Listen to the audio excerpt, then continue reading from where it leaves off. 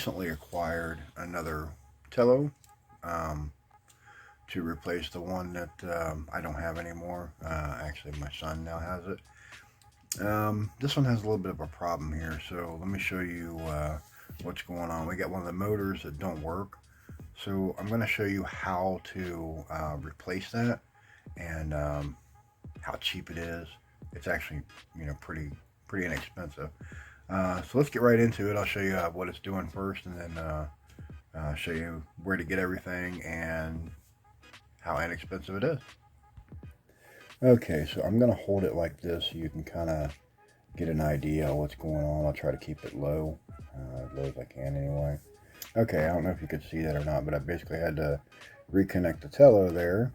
So we will go and there we go.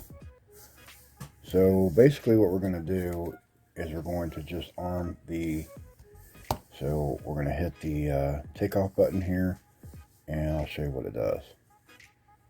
So try to make this a little easier. I'm going to put this off to the side. So just watch the motors. I think it's this one right here, I do believe. See how that one doesn't move? So this motor right here is the one that's bad. I'll show you one more time. Doesn't move at all. Okay, so what we're going to have to do is tear into this here, and we're going to have to replace this specific motor. So remember which one that one is. So if you're looking at the drone, it's going to be your top left if you got it turned up on its side like this.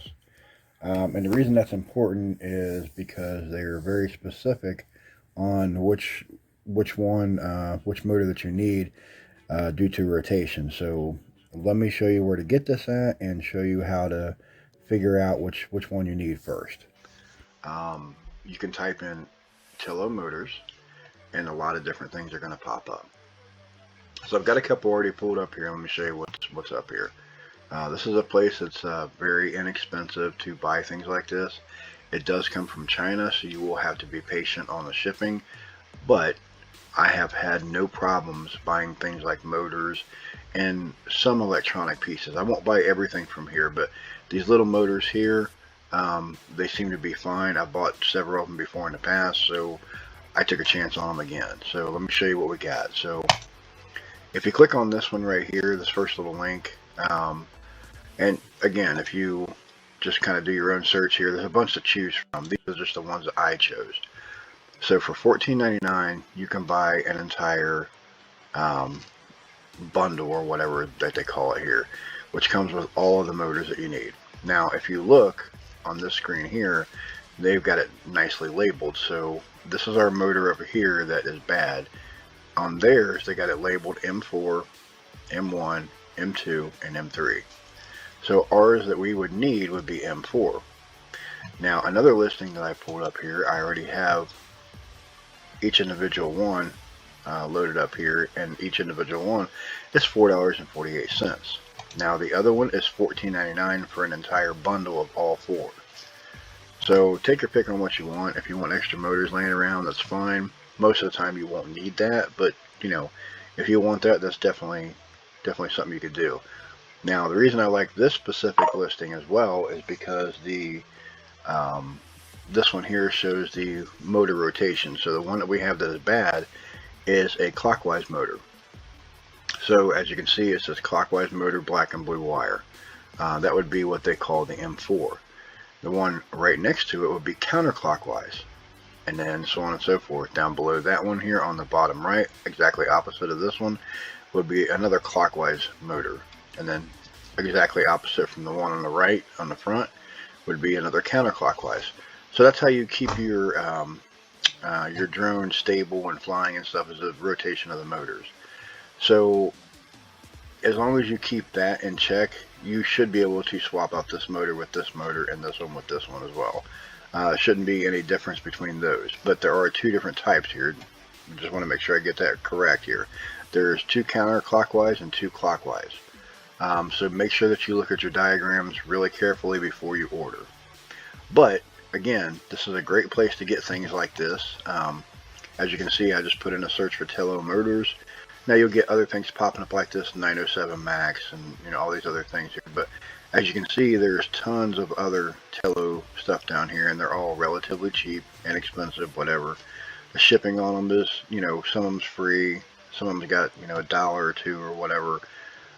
So for repairing something like this, when you're just kind of like fighting it blind to see what's wrong, or if it's, in my opinion, something like the Tello, which is a inexpensive, kind of beginner / intermediate drone anyway, I don't have any problem putting stuff like this in here. I believe that it's going to work fine. Again, I've used these in the past for my 24 scale crawlers and such. Different types of motors, but I've used, lots of those off of the same website, and they work perfect. So there's that part. Now let's get into actually looking at how to take out the old motor and put in a new one. Okay, so this is what we got now. We took off the cover. It just takes 4 of those little tiny screws there. We got the propeller off. Don't mind the tools and stuff here. We took the cover off the top. We really don't need to do that. But this is what the bottom looks like. This particular motor has, and the ones on this side are both the same. They feed the wires through the arm there, and then underneath this rubber piece, which comes out underneath there. These wires are incredibly short, which is probably part of the problem. So what had happened was they came disconnected from this motor. But I still think this motor warrants replacing, because I don't feel any resistance whatsoever. When I spin some of these other ones here, I can kind of feel a little resistance. This one here, not so much. I mean, it runs pretty free. So I think I'm just going to replace the motor regardless. But I may try to rewire this motor and use it as a spare or something, see if it works. But I'm going to have to kind of look up the wiring and stuff on here, because everything is super tiny, as you can see, and I'm not sure where the blue or the black goes. I believe that both of them go in one of those holes.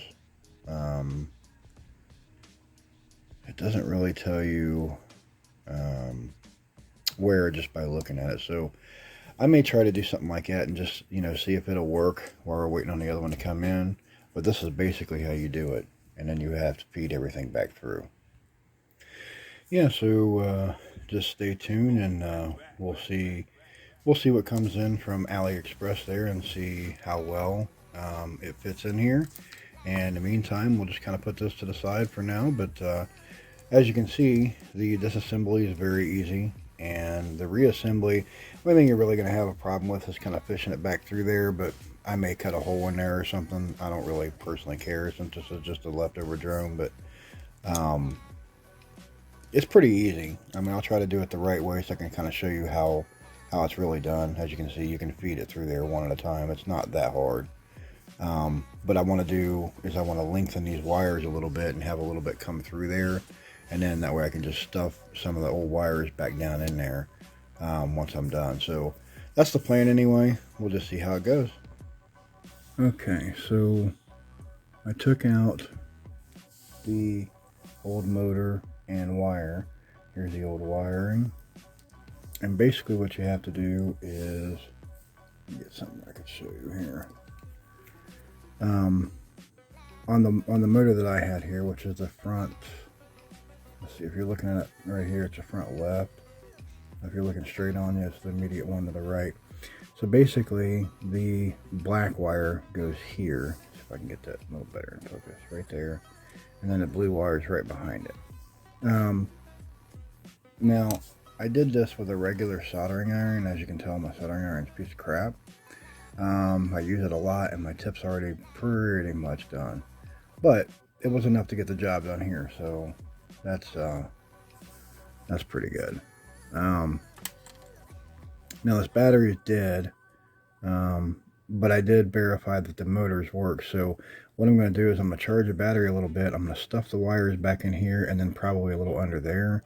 Then I'll button it back up, and we'll do a little bit of a test flight here to see if everything works like I think it should. The hardest part of or about this would be to stuff the wires back through here. A lot of guys will have the wires just hanging out here and coming through. I didn't really want that. I mean, it's got a channel for a reason. So what I did was I soldered these two wires together to make one basically and stuff it through there. Worked a lot better. Still difficult, but we're pretty good. Okay, so I'm going to go ahead and do the rest of these motors because I think they all might need it. So we're just going to go ahead and swap out the ones that I think.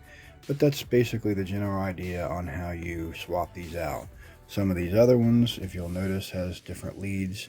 Just follow your wires here. These are underneath.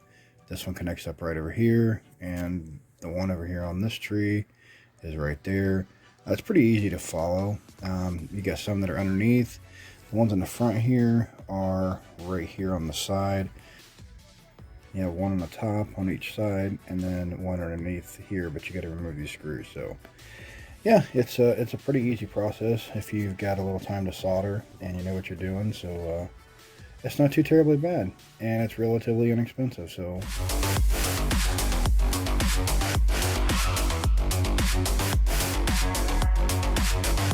break it down.